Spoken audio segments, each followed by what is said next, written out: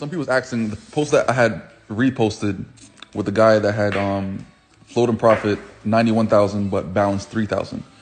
That's more than possible. So take notes, by the way. You have to have an understanding of things when it comes to the platform with trading, period. You have to understand your leverage. I'm pretty sure the leverage on that account is 500 to 1. You have to understand your free margin level percentage. You got to understand your margin level percentage.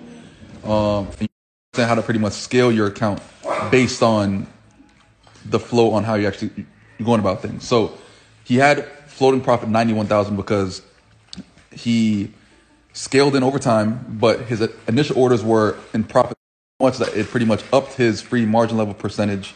That made him have a bit more room to pretty much play with, and then being able to actually add more orders to currencies versus more orders to cryptos. Certain assets such as cryptos, currencies, and indexes, they all have a different amount that they require when it comes to the free margin.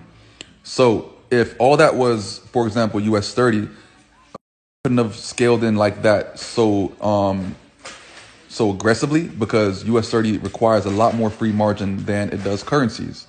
Cryptos does not require as much, but as you can see, he had a couple crypto trades. Then he had currencies because the currency required the least amount when it comes to the free margin level percentage. All right.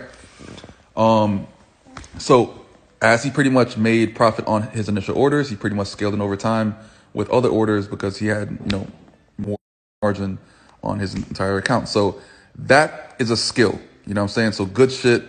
That's a fucking skill, bro. You fucking killed that damn